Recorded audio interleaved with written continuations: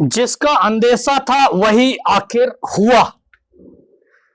शंकरलाल तिवारी जी की श्रद्धांजलि सभा में क्यों लोगों ने इतने राजनीतिक दांव पेंच खेले, एक एक बात का करूंगा खुलासा। मुख्यमंत्री मोहन यादव शंकरलाल तिवारी जी की श्रद्धांजलि सभा में टाउन हॉल में आए हुए थे। इस श्रद्धांजलि सभा में शंकरलाल तिवारी जी को लेकर कितने राजनीतिक दांव पेंच खेले गए, इस एक एक बात का करूंगा खुलासा। सिर्फ ध्यान से सुनिए। क्यों सतना विकास में पिछड़ा, इस घटना से यह भी जान लीजिए।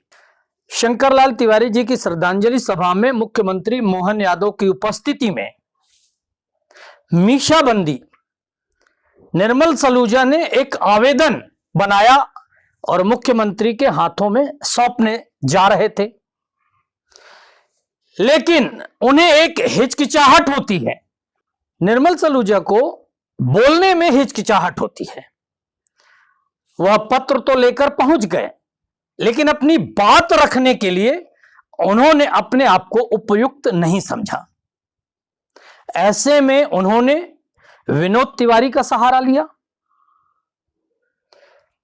इसी मंच पर उपस्थित एक भाजपा नेता जो पूरा दृश्य देख रहे थे, उन्होंने मुझे बताया, निर्मल सलूजा और विनोद तिवारी जैसे ही मुख्यमंत्री को एक पत्र देते हैं कि सतना में जो नवनिर्मित बस स्टैंड है वह शंकरलाल तिवारी जी के नाम पर कर दिया जाए, इसकी घोषणा इसी मंच से की जाए।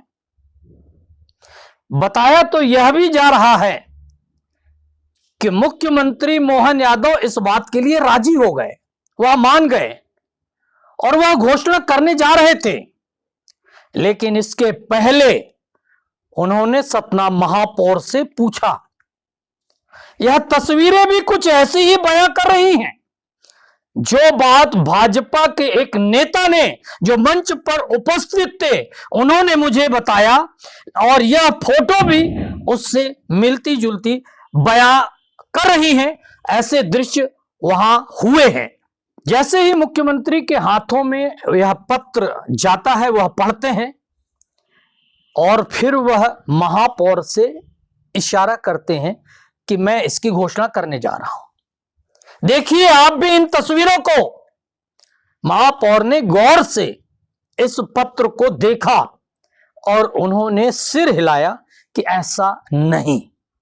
यानी सतना में जो नया बस स्टैंड बनकर तैयार हो गया है उसका नामकरण शंकरलाल तिवारी जी के नाम पर नहीं किया जाएगा। महापौर ने मुख्यमंत्री से साफ इंकार कर दिया। इसके बाद यह पत्र मुख्यमंत्री जी ने सतना सांसद को सौंप दिया। देखिए सतना सांसद के हाथों में यह पत्र है। सतना सांसद ने भी इंकार का सिर हिलाया कि ऐसा नहीं। इसके बाद सतना की इकलौती नगरीय प्रशासन राज्य मंत्री प्रतिमा बागरी की ओर देख लीजिए। प्रतिमा बागरी ने भी संभवतः कहा नहीं। इसके बाद मुख्यमंत्री डॉक्टर मोहन यादव ने इस घोषणा को टाल दिया, जिसका जिक्र कल मैंने एक खबर में किया था कि आखिर मुख्यमंत्री डॉक्टर मोहन यादव ने शंकरलाल तिवारी जी के नाम पर कोई संस्थान या कोई ऐसी घोषणा करने को क्यों टाल दिया। यह बात भाजपा नेता द्वारा मुझे बताई गई तो मुझे लगा कि मेरी आशंका सही थी। मैंने तो पहले ही आशंका व्यक्त कर दी थी। जब सतना के 3 जिम्मेदार लोगों ने, सतना महापौर, सतना सांसद और सतना की इकलौती मंत्री प्रतिमा बागरी ने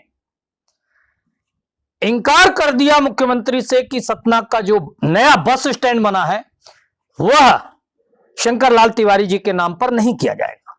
क्यों नहीं किया जाएगा अब यह तीनों जाने। इसके बाद एक बात और कहूंगा कि सतना में सारे नेता अपने अपने वर्चस्व को बनाने के लिए, बनाए रखने के लिए यह विवाद पैदा करते हैं।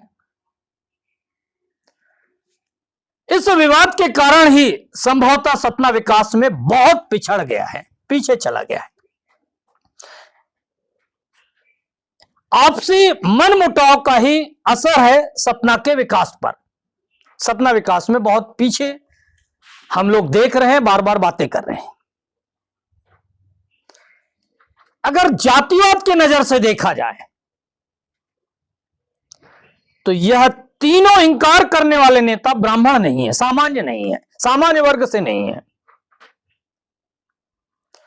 जातिवाद की बात इसलिए कर रहा हूं कि आज विंध्य में ही नहीं, पूरे देश में जातिवाद की बातें की जा रही हैं।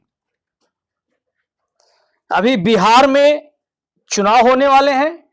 देश के प्रधानमंत्री नरेंद्र मोदी मंच से खड़े होकर एक एक वर्ग, एक एक जाति का नाम लेकर संबोधित कर रहे हैं।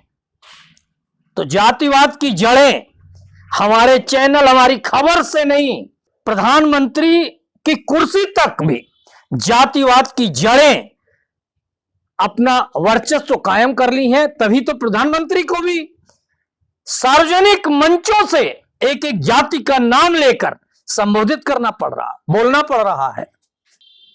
शायद मध्य प्रदेश में सबसे ज्यादा जातिवाद विंध्य में ही देखा जाता है।